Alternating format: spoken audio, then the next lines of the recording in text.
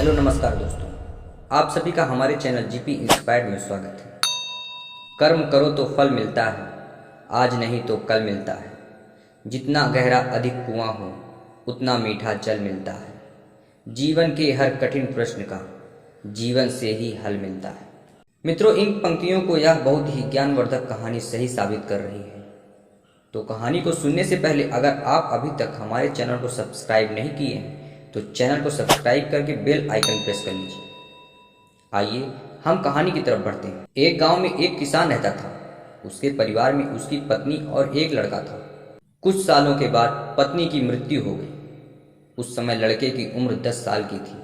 किसान ने दूसरी शादी कर ली। उस दूसरी पत्नी से भी किसान को एक पुत्र प्राप्त हुआ। किसान की दूसरी पत्नी की भी कुछ समय बाद मृत्यु हो गई। किसान का बेटा बड़ा हो गया। जब शादी के योग्य हुआ तब किसान ने बड़े बेटे की शादी कर दी। फिर किसान की भी कुछ समय बाद मृत्यु हो गई।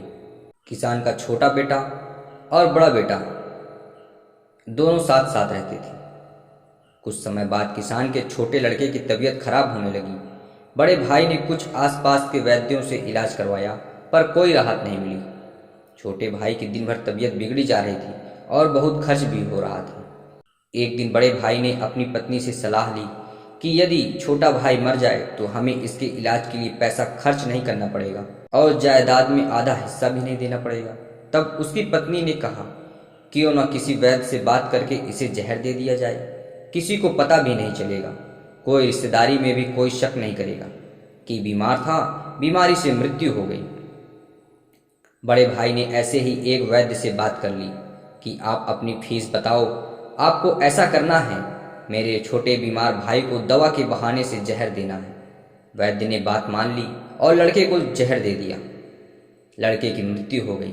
उसके भाई भाभी ने खुशी मनाई कि रास्ते का कांटा निकल गया, अब सारी संपत्ति अपनी हो गई। उसका अंतिम संस्कार कर दिया गया। कुछ महीनों पश्चात उस किसान के बड़े लड़के की पत्नी को एक लड़का हुआ। दोनों पति पत्नी ने खूब खुशी मनाई। बड़े ही लाड़ प्यार से लड़के की परवरिश की। जब लड़का जवान हो गया उन्होंने अपने लड़के की भी शादी कर दी।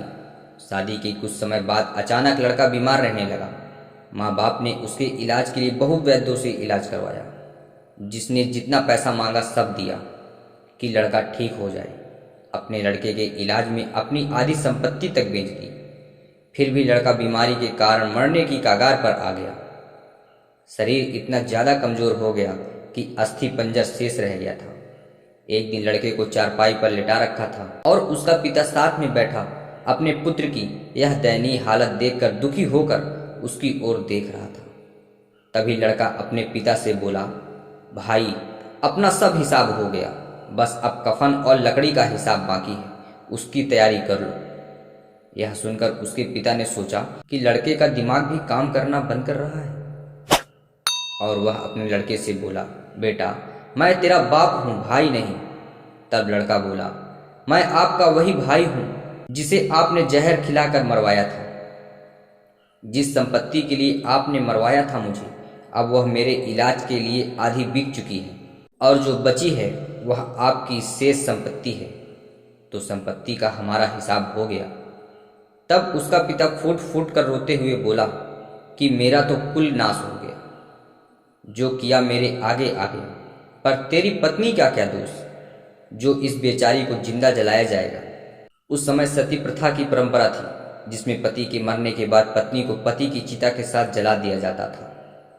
तब वह लड़का बोला कि यह पत्नी वही वैद्य है जिसने मुझे जहर खिलाया था और आज वही वैद्य मेरी पत्नी के रूप में मेरे मरने पर इसे जिंदा जलाया जाएगा। मित्रों, हमारा जीवन तो उतार चढ़ाव से भरा है।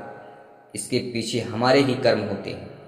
हम जैसा कर्म करते हैं वही हमें फल स्वरूप प्राप्त होता है। इसलिए जहाँ तक प्रयास हो सके किसी के साथ भी गलत नहीं करना चाहिए। अगर आपको यह कहानी पसंद आई तो वीडियो को लाइक करके चैनल को सब्सक्राइब कीजिए और बेल आइकन प्रेस करिए।